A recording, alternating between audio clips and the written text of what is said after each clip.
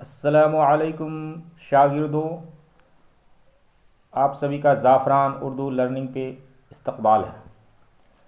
आज हम बात करेंगे क़वायद के बारे में जो मैट्रिक एग्ज़ाम में पूछा जाता है और बहुत से बच्चे छोड़ देते हैं।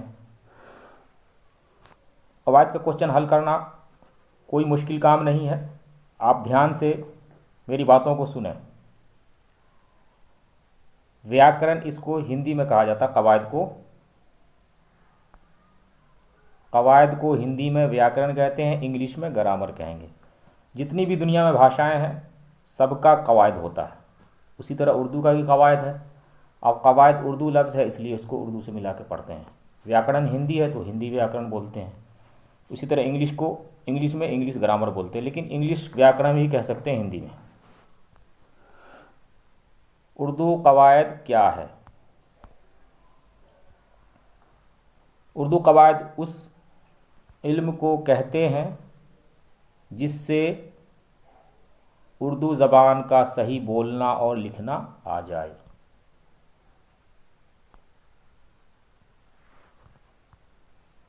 अब ज़बान किसे कहते हैं? ज़बान एक ज़रिया है जिससे मन का भाव या मन की बात लिखकर या बोलकर दूसरे को बताते हैं। इसको ज़बान बोलते हैं। ज़बान को ही हिंदी में बोला जाता है भाषा। उर्दू में ज़बान, हिंदी में भाषा, और इसी को इंग्लिश में बोलते हैं लैंग्वेज। तो दुनिया में हज़ारों भाषाएं हैं, हज़ारों ज़बानें हैं और हज़ारों लैंग्वेज हैं।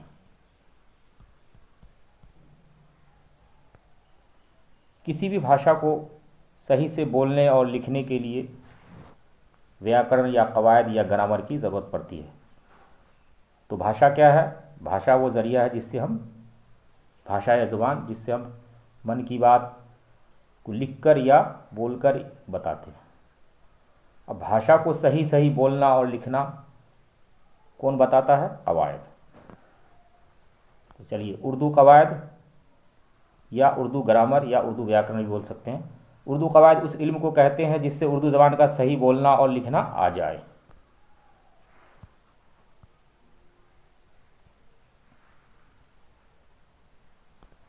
उर्दू क़वायद को 5 हिस्सों में तकसीम किया गया। जैसे हिंदी व्याकरण के 5 भाग हैं, उसी तरह उर्दू क़वायद को भी 5 हिस्सों में तकसीम किया गया है, मतलब बांटा गया है। पहली किस्म है इल्म हज्जा। इल्म हज्जा को इमला भी बोलते हैं। ये दूसरी है इल्म सरफ़। तीसरा है इल्म नहू। चौथा इल्म बलागत। पाँचवा इल्म उरूज़। इसका हिंदी भी और इंग्लिश भी देखते चलिएगा तो समझ में ज़्यादा आएगा। इल्म हज्जा को बोलते हैं इंग्लिश में ऑर्थोग्राफी, हिंदी में वर्ण विचार।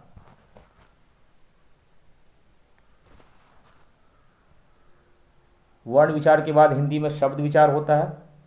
उसी तरह उर्दू में भी इल्म सरफ़ है। इल्म नहू, इसको इंग्लिश में बोलते हैं सिंटैक्स, हिंदी में वाक्य विचार। इल्म बलागत, चिन्ह विचार, पंक्चुएशन।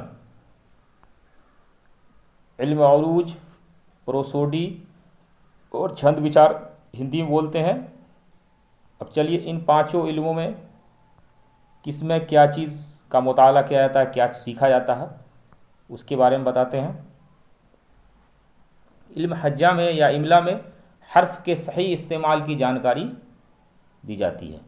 इल्म सरफ़ में बामानी अल्फाज के हरफ़ों और हरकतों की तब्दीली के तरीके की जानकारी, मतलब जो हर्फ माने वाले हैं उसके बारे में जानकारी होती है। इल्म नहू मतलब सिंटैक्स, वाक्य विचार, कलमात की तरकीब, उनका आपसी ताल्लुक़ और उनको इलाहिदा करने का तरीका मालूम होता है। मतलब हिंदी में समझ लीजिए, वाक्य को कैसे सेट करना है, वाक्य को कैसे सही करना है, शुद्ध करना है, वही पढ़ाई। इल्म बलागत बहुत आसान है। चिन्ह विचार उन कायदों से बहस की जाती है जिनके इस्तेमाल से कलाम पुरज़ोर, पसंदीदा और दिलकश हो जाता है। मतलब कहाँ पे रुकना है, कहाँ पे कम रुकना है, इसकी पढ़ाई की जाती है। ये बहुत आसान है। से हिंदी में होता है पूर्ण विराम, इंग्लिश में फुल स्टॉप और उर्दू में ऐसे होता है। फिर उर्दू में कॉमा लिखना है तो इसका उल्टा कॉमा होता है। हिंदी का कॉमा इस तरह होता है, इंग्लिश में भी इसी तरह। तो इसका इल्म जो होता है इल्म बलागत में होता है। इल्म उरूज अशआर कहने का तरीका मालूम होता है। अशार कहने का तरीका मालूम होता है। प्रोसोडी छंद विचार। अब चलिए हरूफ, जिसको हिंदी में बोलेंगे वर्ण, इंग्लिश में लेटर। उर्दू में हरूफ की दो किस्में हैं, इंग्लिश में भी दो किस्में हैं, कॉन्सोनेंट और वोवेल। हिंदी में स्वर वर्ण और व्यंजन वर्ण। उसी तरह उर्दू में हरूफ की दो किस्में हैं, पहला है मुफरिद और मुरक्कब। बहुत आसान है उर्दू में याद रखना। हरूफ मुफरिद देख लीजिए कौन कौन है। अलिफ, बे, पे, ते, टे, से, जीम, चे, हे, खे, दाल, डाल, जाल, रे, जे होना चाहिए यहाँ पे। फिर ये 3 नुक्ता वाला जे है, सीन, बड़ी शीन, साद, ज़ाद, तो, जो, ऐन, गैन, फा, बड़ी काफ, छोटी काफ, गाफ, लाम, मीम, नून, वाव, हे, ये। हरूफ मुफरिद की कुल तादाद 35 है। हरूफ मुरक्कब जो 2 हरफों से मिलकर बनता है। जैसे ये भे है तो 2 हरफ से मिलकर बना है। कौन कौन है? बा, अजोर, हा से मिलके बना है भा। यहाँ नुक्ता होगा। उसी तरह पे और हे मिलके बना है फे, ते और हे मिलके बना है थे। इसको मुरक्कब हर्फ बोलते हैं। इनकी तादाद 15 है। क्वेश्चन अगर हो उर्दू में मुरक्कब हरूफ की कितनी तादाद है तो जवाब होगा 15। मुफरिद हर्फ की तादाद कितनी है? 35। ये याद रखिएगा। और उर्दू ज़बान में कुल कितने हर्फ हैं? 50। 35 मुफरिद, 15 मुरक्कब। अब है लफ्ज़। हर्फ के बाद लफ्ज़। लफ्ज़ क्या है पहले इसको समझना है। हिंदी में देखिए लफ्ज़ को शब्द कहते हैं और इंग्लिश में वर्ड। हर्फ जब मिलेगा, जैसे खे और तो मिला तो क्या बन गया? खत। तो खे और तो अलग अलग है तो हर्फ है, और जब मिल गया तो वही लफ्ज़ कहलाया। इंसान के मुंह से जो आवाज़ निकलती है उसे लफ्ज़ कहते हैं।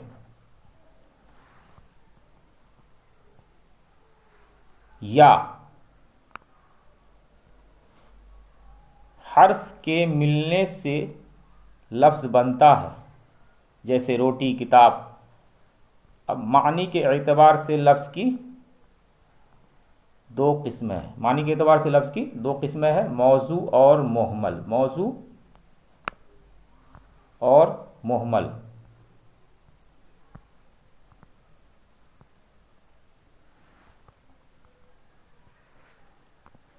मानी के एतबार से लफ्ज़ की 2 किस्में हैं, मौजू, मुहमल। बामानी लफ्ज़ मतलब जिस लफ्ज़ के कुछ माने हो। बा मतलब साथ, जैसे रोटी, कपड़ा, मकान, सड़क। इसका कुछ माने मतलब समझ में आता है। बेमानी लफ्ज़ मतलब जिसका कोई माने नहीं हो, जिसको बोला ही नहीं जाता हो। वोटी, वलम, वकान, इसका कोई मतलब नहीं निकलता है। मौजू लफ्ज़ की 2 किस्में हैं, मुफरिद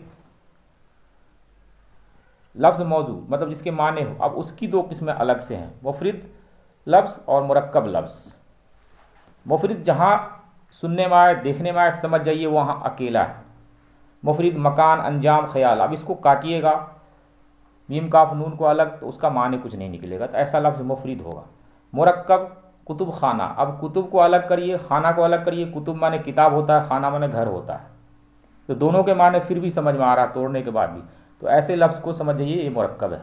ऐसा क्वेश्चन भी बहुत होता है, तो हमने सिर्फ यहाँ पर रखा है आपको मिसाल मुरक्कब लफ्ज़ का। कुतुब खाना, गुलिस्तान, डाक खाना। गुल और सितान, सितान माने घर, गुल माने फूल।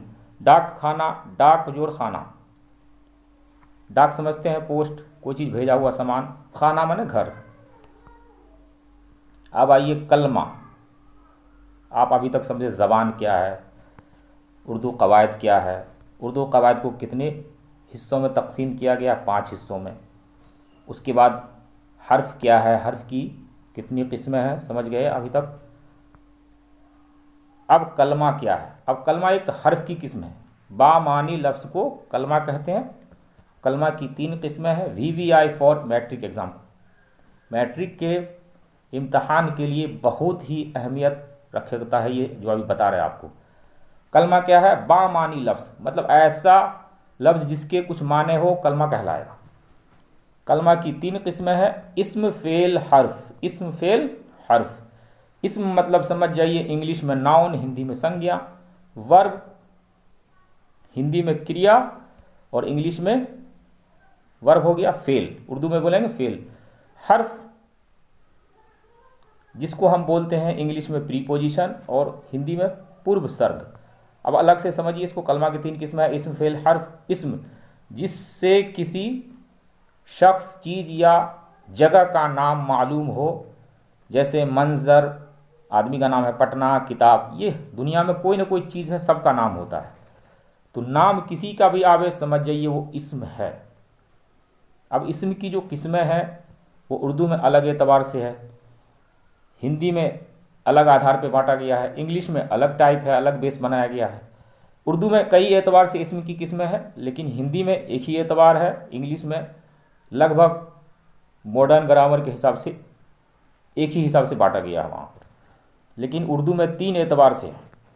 अब यहाँ अब पहले देखिए कलमा की 3 किस्में हैं। इस्म, फेल, हर्फ। इस्म जिससे किसी शख्स, चीज़ या जगह का नाम मालूम हो, जैसे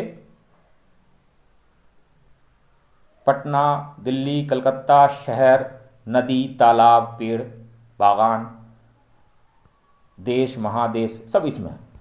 फेल जिससे किसी काम का करना या होना मालूम हो, जिससे किसी काम का करना या होना मालूम हो, फेल उर्दू में कहलाता है, हिंदी में क्रिया, इंग्लिश में वर्ब। उसके अंदर कोई ज़माना पाया जाए, जैसे वह आया, वह आता है, वो गया था, इसमें ज़माना भी है, मतलब अभी हुआ, कब हुआ या होगा। हर्फ वो कलमा है जो इस्म या फेल से मिलकर अपना माने बताए, अकेला नहीं बताए। जैसे पर, टेबल पर किताब है, सिर्फ पर बोलेंगे कुछ मतलब समझ में नहीं आएगा, जिसको कुछ बोलना हो, बताना हो। बोलेंगे टेबल पर किताब है तो समझ में आ जाएगा उसको। बोलेंगे टेबल किताब है, किताब टेबल बन गया, कुछ समझ में नहीं आएगा। लेकिन बोलेंगे किताब टेबल पर लगा देंगे तो समझ जाएगा उसके ऊपर रखा हुआ है। तो हर्फ वो कलमा है जो इस्म या फेल से मिलकर अपने मानी को बताए, जैसे पर, में, का, की, को, के, तक। अब एक चीज़ समझ लीजिए, हिंदी में जो स्टार्टिंग होती है सबसे पहले वर्ण से क, ख, ग, उसके बाद जो, अल, दोनों वर्ण है मिलके जल शब्द बन गया।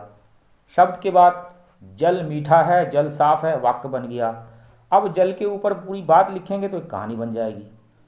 उसी तरह इंग्लिश में बोलते हैं लेटर, वर्ड, सेंटेंस, स्टोरी या लैंग्वेज।